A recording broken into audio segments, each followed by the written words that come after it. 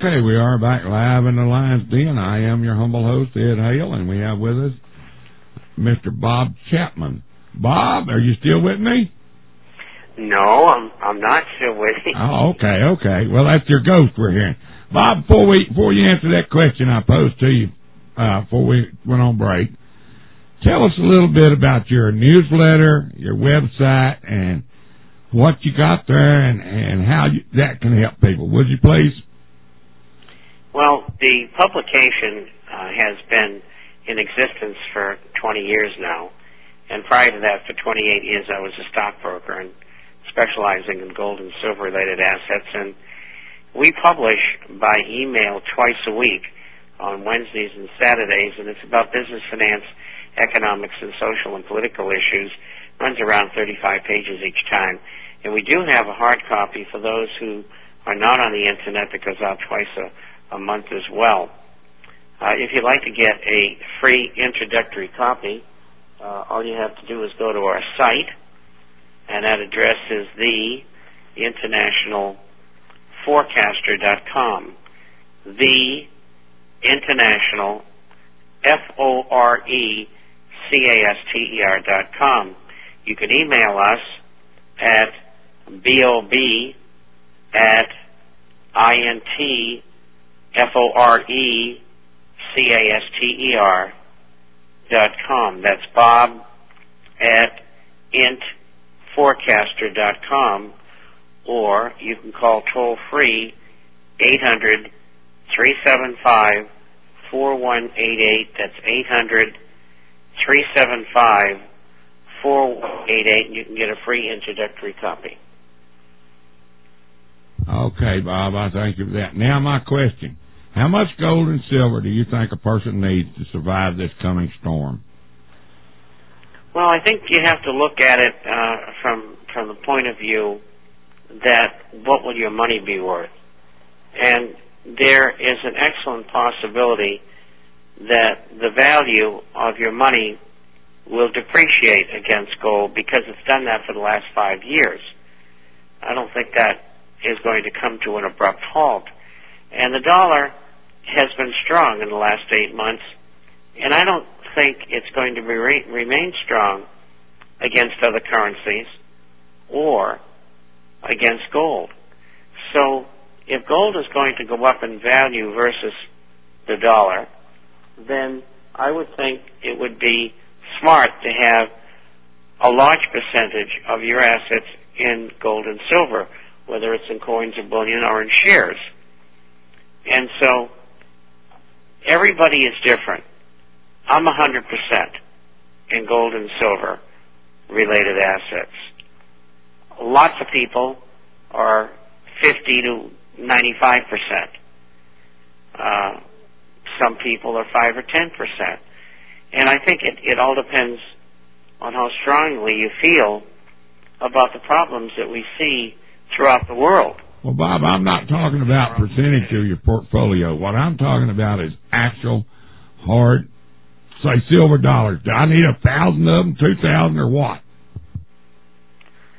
Well, I wouldn't be a silver dollar buyer. My favorite is what you've done, which is the rounds or 90% silver bags, which is the pre-64 dimes, quarters, and halves.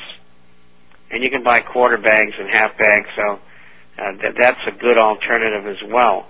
And in the gold coins, a cross-section of 1/5, 1/4, 1/2, and 1 ounce bullion coins. And for those of you who would like and who have the funds to do it, you should look at mint state graded numismatic coins, because they will make more money in an up market as far as the coin investments are concerned than any other coins. And we know that because they've done that in the past. We saw in 1978 to 1980 what is today an MS-64 St. Gaudens, that's a $20 American gold piece, go from $500 to $5,000. And that was at gold at $850. And currently, just to make a comparison, they're selling for around $1,600. So if history is any criteria, they might do extraordinarily well. Bob, how much gold is in a $20 gold piece? It's .98 something. Okay, it's not quite an ounce. Don't hold me to that because I'm not a coin dealer, and so many of these coins have, like the Mexican centenario has 1.22 ounces, right? And the Krugerrand has 1 ounce, so it varies from coin to coin, and it's reflected in there. Well, let me ask you this question: when you're buying this gold and silver, should you not buy it basically as close as you can to meltdown value, rather than what you're talking about on that $20? Right now the gold value of it's around $900, and you're saying it's selling for $1,600. Wouldn't it be better to buy it for the meltdown value than the collector's value? Well, you're being logical, and that's fine, but there's a missing link there. Okay, give me the missing link then. Is that there are only so many pre-1933 Mint State graded coins, and so they have a limited number that can be sold. Yeah, I understand that, but what I'm not particularly saying that particular coin. What I'm saying is going buying these 1/20th, 1/20th ounce, a half ounce or whatever, as close to meltdown value as you can, is what I'm saying, rather than... Right, and the premiums have gone up on these coins, even, the bullion coins, and they're going to continue to go up because people all over the world are buying them and have been for the last 8 or 10 months. And there are places in the world where you can get very little coins or bullion, and even, small bars of bullion. And some places you can't get any. You go to Latin America, Mexico, Panama, Buenos Aires, Montevideo, very, very, very little, if anything, is available. And even in Europe, it's hard to get delivery. In the United States, it's getting harder and harder.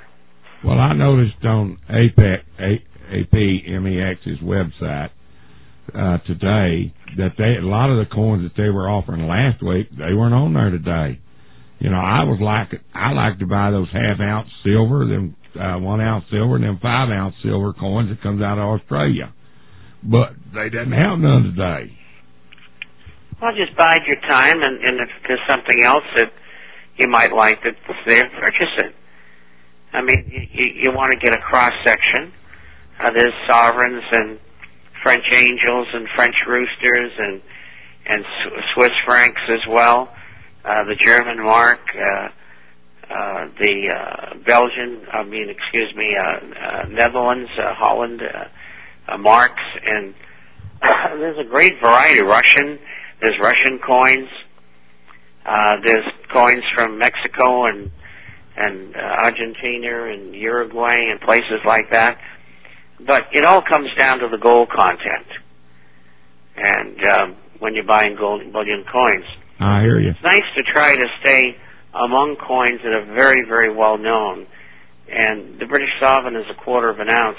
It's extraordinarily well known because of the British Empire. And when their troops are going into combat, they always carried a few sovereigns with them so that they were captured. Perhaps they could buy their way out of captivity. Okay, Bob, we got a caller. Molly, you're on the air with Ed and Bob. What's your question, Mr. Bob?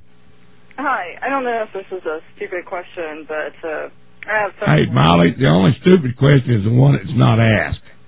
Yeah, I have several mortgages, and I was wondering, if the dollar really crashes, can the mortgage companies not accept dollars for payment for the mortgages? No, I think that they'll always have to accept dollars or a dollar that's been exchanged, perhaps old ones for new ones. But it'll be dollars. What classically happens in a hyperinflation and then depression and then a deflationary depression is that the values of properties go up and then they crash. And when they crash, usually